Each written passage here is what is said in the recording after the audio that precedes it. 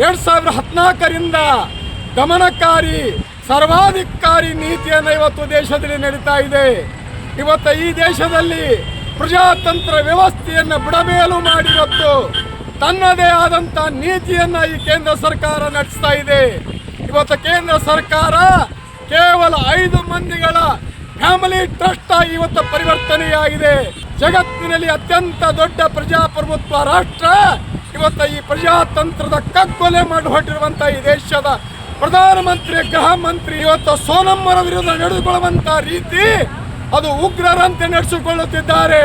ಇವತ್ತು ಸಾವ ಬದುಕಿನ ಅಂಚಿನಲ್ಲಿ ಇವತ್ತು ಅವರು ತಮ್ಮ ಹೋರಾಟವನ್ನು ಮುಂದುವರಿಸಿದ್ದಾರೆ.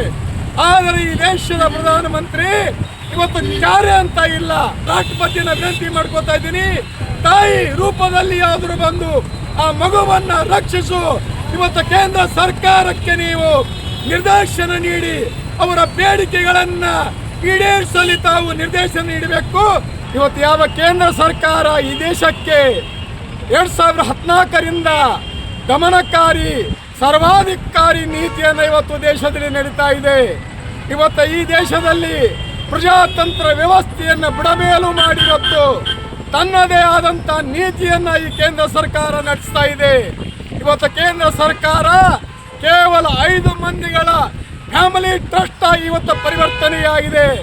ಇವತ್ತು ಈ ದೇಶ ಜಗತ್ತಿನಲ್ಲಿ ಅತ್ಯಂತ ದೊಡ್ಡ ಪ್ರಜಾಪ್ರಭುತ್ವ ರಾಷ್ಟ್ರ ಇವತ್ತು ಈ ಪ್ರಜಾತಂತ್ರದ ಕಗ್ಗೊಲೆ ಮಾಡಿ ಹೊರಟಿರುವಂಥ ಈ ದೇಶದ ಪ್ರಧಾನಮಂತ್ರಿ ಗೃಹ ಮಂತ್ರಿ ಇವತ್ತು ಸೋನಮ್ಮರ ವಿರುದ್ಧ ನಡೆದುಕೊಳ್ಳುವಂತ ರೀತಿ ಅದು ಉಗ್ರರಂತೆ ನಡೆಸಿಕೊಳ್ಳುತ್ತಿದ್ದಾರೆ.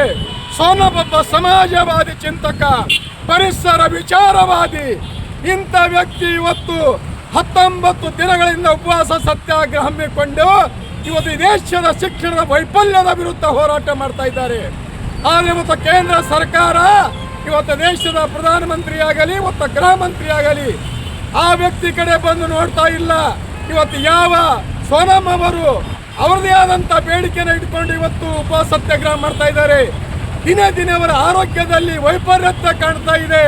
ಇವತ್ತು ಸಾವ ಬದುಕಿನ ಅಂಚಿನಲ್ಲಿ ಇವತ್ತು ಅವರು ತಮ್ಮ ಹೋರಾಟವನ್ನು ಮುಂದುವರಿಸಿದ್ದಾರೆ. ಆದರೆ ಈ ದೇಶದ ಪ್ರಧಾನಮಂತ್ರಿ ಇವತ್ತು ಕಾರ್ಯ ಅಂತ ಇಲ್ಲ. ಅಂತ ಒಂದು ವಾತಾವರಣ ಇವತ್ತು ಈ ದೇಶದಲ್ಲಿ ನಿರ್ಮಾಣವಾಗಿದೆ. ಇವತ್ತು ಒಬ್ಬ ದೊಡ್ಡ ಮಹಾನ್ ವ್ಯಕ್ತಿ ಇವತ್ತು ಲಡಾಖಿನಲ್ಲಿ ಮಕ್ಕಳ ಶಿಕ್ಷಣಕ್ಕಾಗಿ ಮನುಷ್ಯರ ಹಕ್ಕಿಗಾಗಿ ಹೋರಾಟ ಮಾಡಿಕೊಂಡು ಬಂದಂತ ವ್ಯಕ್ತಿ ಸೋನಮ್ಮರು ಇವತ್ತು ಕೇಂದ್ರ ಸರ್ಕಾರ ನಡೆಸಿಕೊಳ್ಳುವಂತ ರೀತಿ ಖಂಡನಾರ್ಹವಾಗಿದೆ. ನಿಮಗೆ ಧಿಕ್ಕಾರವಿರಲಿ ಅಂತ ಇವತ್ತು ನಾವು ಕರ್ನಾಟಕ ಜನತೆಯ ಪರವಾಗಿ ಇವತ್ತು ರಾಷ್ಟ್ರಪತಿಯನ್ನ ಇವತ್ತು ಕೇಳ್ಕೊಳ್ತಾ ಇದ್ದೀವಿ. ತಾಯಿ ನೀನು ಈ ದೇಶದ ಸುಪ್ರೀಂ ಪವರ್, ಈ ದೇಶದ ರಾಷ್ಟ್ರಪತಿಯಾಗಿ ಇವತ್ತು ಒಬ್ಬ ಮಹಾನ್ ವ್ಯಕ್ತಿ ಸೋನಮ್ಮ ಅವರ ಜೀವ ಪ್ರಾಣ ಉಳಿಸುವುದು ಬಹಳ ಮುಖ್ಯ. ಈ ವ್ಯಕ್ತಿ ಇನ್ನೂ ನಮಗೆ ಬೇಕು. ಈ ದೇಶಕ್ಕೆ ಇವತ್ತು ಸೋನಮ್ಮ ಅವರ ಆದರ್ಶಗಳು ಈ ದೇಶದ ಯುವಕರು ಪರಿಪಾಲನೆ ಮಾಡಬೇಕು. ಈ ಕೆಟ್ಟ ಸರ್ಕಾರ ಶಿಕ್ಷಣ ನೀತಿಯ ವೈಫಲ್ಯವನ್ನ ಖಂಡಿಸಿ ಕೂತಂತ ಸೋನಮ್ಮ ಅವರ ಒಂದು ಹೋರಾಟಕ್ಕೆ ನನ್ನದು ಬೆಂಬಲ ಇದೆ. ಅದಕ್ಕಾಗಿ ನಾವು ರಾಷ್ಟ್ರಪತಿಯನ್ನ ವಿನಂತಿ ಮಾಡ್ಕೋತಾ ಇದ್ದೀನಿ, ತಾಯಿ ರೂಪದಲ್ಲಿ ಯಾವ್ದಾದ್ರು ಬಂದು ಆ ಮಗುವನ್ನ ರಕ್ಷಿಸು.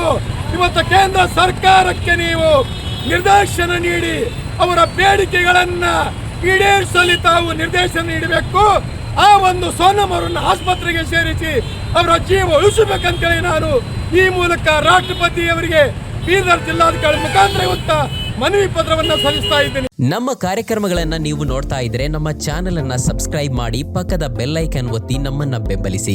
ಹಾಗೆ ನಮ್ಮ ಕಾರ್ಯಕ್ರಮಗಳನ್ನ ಲೈಕ್ ಮಾಡಿ, ಕಮೆಂಟ್ ಮಾಡಿ, ಅದನ್ನ ಬೇರೆಯವರಿಗೂ ವಾಟ್ಸ್ಆಪ್ ಮೂಲಕ ಶೇರ್ ಮಾಡಿ. ನೀವು ಹೀಗೆ ಮಾಡಿದಾಗ ನಮ್ಮ ಚಾನೆಲ್ ಇನ್ನಷ್ಟು ಮತ್ತಷ್ಟು ಜನರಿಗೆ ತಲುಪಲು ನೀವು ನಮ್ಮೊಂದಿಗೆ ಸಹಕರಿಸಿದ ಹಾಗಾಗುತ್ತೆ. ಇದು ನೀವು ಯಾವುದೇ ಖರ್ಚಿಲ್ಲದೆ ಕೆಲವೇ